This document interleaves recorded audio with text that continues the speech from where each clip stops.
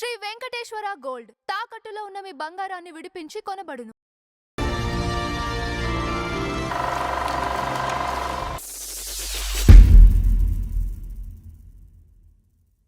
తినాముని ఇప్పుడు అనిల్ అంబానీ వైఫ్ తినాముని ఆయన ఆవిడే తినాముని రైట్ ఏమండి పెళ్లి చేసుకున్నారు. ఇప్పుడు డింపుల్ కపాడియా సెపరేట్గా ఉంటూ ఆవిడ పెళ్లి చేసుకోలేదు. ఎందుకంటే రాజేష్ ఖన్నా అంటే అంత ఇష్టం, ఆయన నేచర్ అంటే అంత ఇష్టం, ఆయన లవబుల్ క్యారెక్టర్ అంటే అంత ఇష్టం, ఆయన ఎఫెక్షనేట్ ఇదంటే ఇష్టం. తర్వాత వీళ్ళిద్దరికి ఎందుకు వస్తాయంటే ఈగో ప్రాబ్లమ్స్ వస్తాయి ఎప్పుడు సెలబ్రిటీస్లో. ఆ ఈగో ప్రాబ్లమ్స్లో కొన్ని అంటే రాజేష్ ఖన్నా అంటే పడి చచ్చే అమ్మాయిలు చాలామంది పడుతూ ఉంటారు. ఇవన్నీ నచ్చక కూడా కొంతమంది బయటకు వచ్చేస్తారు. ఇక ఏమండి ఇది అయిన తర్వాత 2012లో ఇతనికి తర్వాత అనిల్ అద్వానీ అని ఒక అమ్మాయితో మళ్ళీ సహజీవనం చేశాడు ఈయన లాస్ట్లో. అంటే ఆ అమ్మాయి కోరొచ్చింది. ఆశీర్వాదం అనే ఇల్లు ఉంది రాజేష్ ఖన్నాకి, ఆ ఇంట్లోకి ఈవిడ ఎంటర్ అయింది, వీటితో ఉన్నాడు. అందరికి ఆశీర్వాదాలు, లాస్ట్ ఆశీర్వాదాలు అంటే నలుగురు అమ్మాయిలతోటి ఈయన అంటే ఎక్కడ నీతి తప్పల. వాళ్ళు కోరి వచ్చారు, రాజేష్ ఖన్నాని కోరి వాళ్ళు వచ్చారు తప్ప రాజేష్ ఖన్నా ఎప్పుడు నీతి తప్పల. అది మనం గ్రహించాలి. First crush Anju Mahendra heroine, 7 years సహజీవనం, మళ్ళీ రిపీట్ చేస్తారు. తర్వాత అమ్మాయిని పెళ్లి చేసుకున్నాడు. పెళ్లి చేసుకున్న తర్వాత నో రిలేషన్స్. ఆ అమ్మాయి వెళ్ళిపోయిన తర్వాత తప్పదు కాబట్టి తినామునిం తను లవ్ చేసింది కాబట్టి ఆవిడతో కొంతకాలం ఉన్నాడు.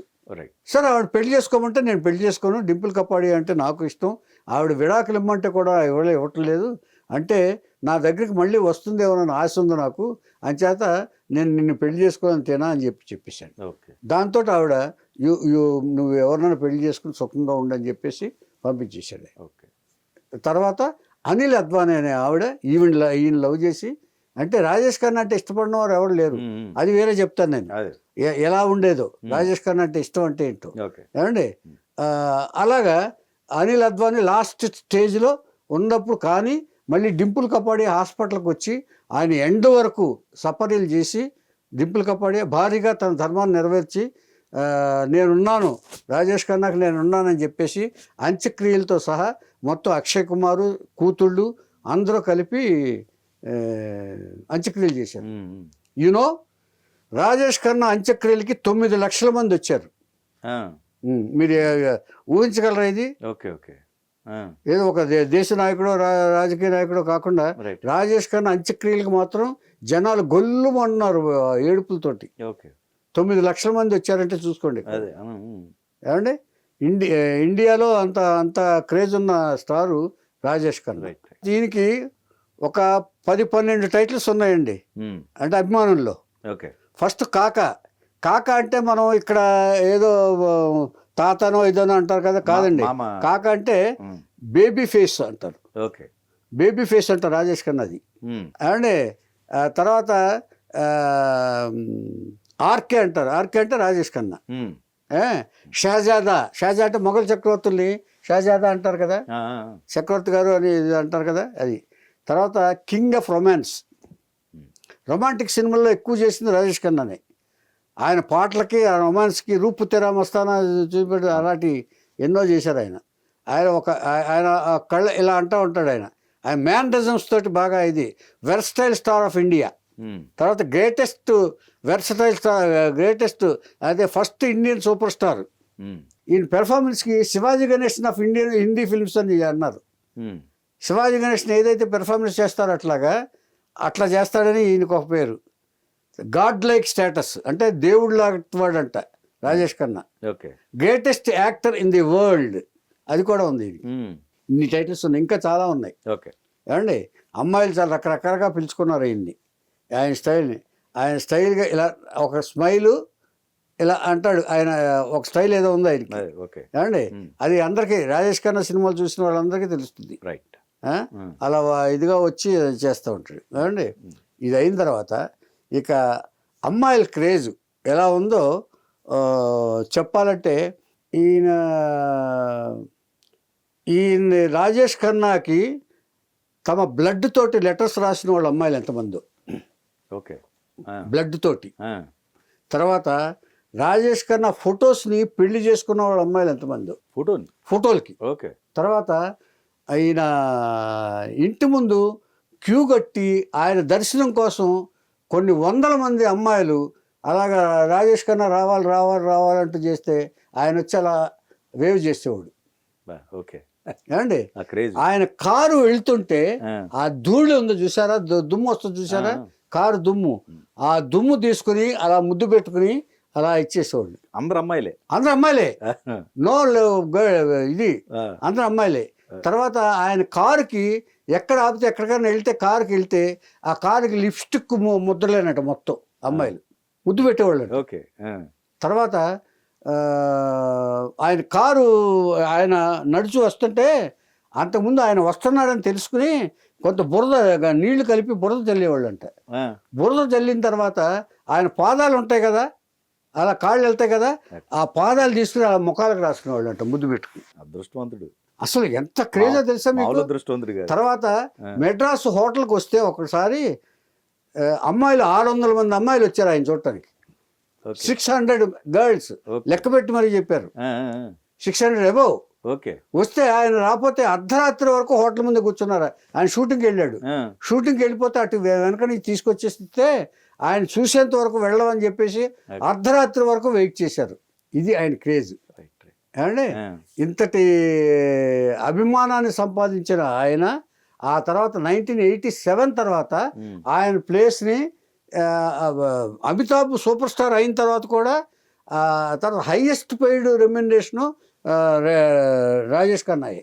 అంతకుముందు ఓకే అమితాబ్తో సమానంగా తీసుకున్నాడు. తర్వాత ఏది క్రేజ్ తగ్గిన తర్వాత కూడా, సినిమాలు తగ్గిన తర్వాత కూడా అమితాబ్తో సమానంగా తీసుకున్నాడు ఆయన. ఇది ఇంతవరకు అభిమానం అనేది ఇంతవరకు ఆయన సూపర్ స్టార్ స్టేటస్ ఇంతవరకు ఇప్పటి వరకు 2026 వరకు ఎవరు క్రాస్ చేయలే. ఇప్పుడు మీరు చెప్పిన 2-3 ఇన్సిడెంట్లు చాలు. ఎవరున్నారు హీరోలకి అంతమంది వచ్చేవాళ్ళు? ఒక్కొక్కరికి ఒక్కొక్క శకం ఉండేది. అంతే, కరెక్టే, ఒక్కొక్కటి శకం. అవునవును. అది అందరికీ రాదు సార్. రాజేష్ ఖన్నాకు వచ్చింది ఇంతవరకు ఇండియాలో కాదు వరల్డ్ లో రాలేదన్నారు ఒక వాచ. ఓకే. మొత్తం అందరూ ఏమండి ఇలాంటి గ్రేటెస్ట్ స్టారు రాజేష్ ఖన్నా. ఆయన ఎండ్లో లివర్ క్యాన్సర్ తోటి చనిపోయాడు ఆయన. ఓకే. రాజేష్ ఖన్నాకు ఇంకొక రికార్డు ఉంది. ఈయన మొత్తం 160 సినిమాలు నటించారు. అందులో 48 సినిమాలు ప్లాటినం హిట్స్. ఇంతకుముందు నేను రెండే చెప్పాను, నేను ప్లాటినం జూబ్లీ గోల్డెన్ జూబ్లీ అని చెప్పాను కదా. సిల్వర్ జూబ్లీ చాలా నంబర్ చెప్పలా, ఇప్పుడు నంబర్ చెప్తా. మొత్తం నంబర్ అని క్లియర్గా చెప్తున్నా నేను. 160 సినిమాలు ఆయన యాక్ట్ చేశాడు. ఆయన 48 సినిమాలు ప్లాటినం హిట్స్, ప్లాటినం జూబ్లీ. 26 సినిమాలు గోల్డెన్ జూబ్లీ అంటే 50 వారాలు. 22 సినిమాలు సిల్వర్ జూబ్లీ 175 రోజులు. ఓకే. అంటే మొత్తం 92 సినిమాలు జూబ్లీ హిట్స్. అంటే మిగతా సినిమాలు యావరేజీ ఇట్లా ఫ్లాప్ అయ్యి ఉంటాయి. అంటే 160 సినిమాల్లో దాదాపు అంటే కలెక్షన్స్ వచ్చి ఉంటాయి. అంటే ఇంత రికార్డులు ఎవరికి లేదండి అప్పట్లో. 160 సినిమాలు చేయటమే గొప్ప. హిందీలోనండి 160. దేవానంద్ కూడా 100 సినిమాలు చేశాడు, 100 చేశాడు ఆయన. అంచేత ఇలాంటి సూపర్ స్టార్ స్టేటస్ని ఆయన అనుభవించినట్లుగా ఎవ్వరూ అనుభవించలేదు. ఆయన లుక్స్ కోసం ఆడవాళ్ళు పరిగెత్తారంటే అతిశయోక్తి కాదండి. నేను చెప్పిన ఇన్సిడెంట్స్ ప్రకారం ఇది అంతటి మహానుభావుడు. లాస్ట్లో ఆయన మ్యూజిక్ ఇది కూడా చేసేవాళ్ళు. బాలసుబ్రహ్మణ్యం గారు కూడా రాజేష్ ఖన్నా మ్యూజికల్ హిట్స్ అన్ని పాడారు ఒకసారి వెళ్ళి అక్కడ మన బాంబేలో. రాజేష్ ఖన్నా గారిని ఆయన ఇచ్చేసినప్పుడు. ఇది ఇలాంటి వాడు. ఆయన లాస్ట్లో లివర్ క్యాన్సర్ తోటి చనిపోయారు. అంటే నెగ్లిజెన్స్. అంటే ఆయన ఆ లాస్ట్లో కూడా ఒక యాడ్లో యాక్ట్ చేశారు ఆయన లాస్ట్లో కూడా. అంటే అంత క్రేజు. ఆయన ఎలా ఉన్నా కూడా మీరు ఒకసారి అలాగా ఒక డైలాగ్ చెప్తే ఈయన విశేషం ఏంటంటే స్లో మాడ్యులేషన్. మోషాయ్ అది సంథింగ్ ఏదో ఆయన డిఫరెంట్గా ఉంటుందండి. మనం చెప్తే చండాలం అవుద్ది కానీ అదే ఆయనది సినిమాలు చూసే చేయాలి. Right right. ఆయన మాడ్యులేషన్లో చాలా స్వీట్గా ఉండేదట అండి. అది అందరూ ఎంజాయ్ ట్యూనింగ్ లాగా ఉండేదట, ఓకే. తీగలాగా తీగలాగా, మాడ్యులేషన్ రైట్ రైట్. అలాగా. ఆ తర్వాత అలాగా కళ్ళతోటి ఏదో అనేవాడంట ఆయన. ఆ మ్యానరిజమ్స్ అన్నీ హీరోయిన్స్ కూడా 10 సినిమాల్లో చేశారు అందరూ హీరోయిన్స్. హేమాలతో చేశారు, ఇచ్చేశారు అన్నీ కూడా. ఓకే. అలాంటి సూపర్ స్టార్ గురించి చెప్పుకోవటం మన గుర్తు చేసుకోవాల్సిన అవసరం చాలా ఉంది. రైట్. అంచేత అలాంటిది మళ్ళీ వస్తారనేది కూడా మనకు నమ్మకం చెప్పలేం. ఎంత అమితాబ్ గారి అంత ఇది ఉన్నా కూడా రాజేష్ ఖన్నా గారిని క్రాస్ చేయలేకపోయారనే మాట మాత్రం ఉంది. ఓకే. అమితాబ్ గారే సూపర్ స్టారే, హిట్స్ ఉన్నాయి, హిట్స్ ద్వారా వచ్చారు. తర్వాత అంత సూపర్ స్టార్డమ్ రాలేదని ఒక ఊవాచ. 100 years ఆఫ్ ఇండియన్ సినిమా అని రాస్తే వాళ్ళు రాజేష్ ఖన్నాకి 9th place ఇచ్చారు. అంటే ఆ గ్రేట్ పీపుల్లో ఏమండి టాప్ స్టార్గా 6 times రికార్డుగా ఆయన సెలెక్ట్ అయ్యాడు. Top star of the industry Hindi Bollywood. ఇప్పుడు బాలీవుడ్, అప్పుడు లేదు హిందీ సినిమాస్. ఏమండి తర్వాత CNN BBC న్యూస్ వాళ్ళు రాజేష్ ఖన్నా మీద ఒక డాక్యుమెంటరీ తీశారు. బొంబాయి యూనివర్సిటీ వాళ్ళు ఒక బుక్లో రాజేష్ ఖన్నా గురించి ఒక వ్యాసం రాయించారు, ఆయన గొప్పతనం గురించి, ఆయన గ్రేట్నెస్ గురించి, ఆయన పెర్ఫార్మెన్స్ గురించి ఒక వ్యాసం రాయించి బుక్లో ప్రచురించారు. It's a great honour Rajesh ఖన్నాకి. ఇంతవరకు ఎవరికి రాలేదు అది బుక్లో ప్రచురించడం అనేది. ఏమండి అలాంటి చేసినప్పుడు తర్వాత సల్మాన్ ఖాను తన స్టేట్మెంట్లో ఏమి ఇచ్చారు తెలుసండి?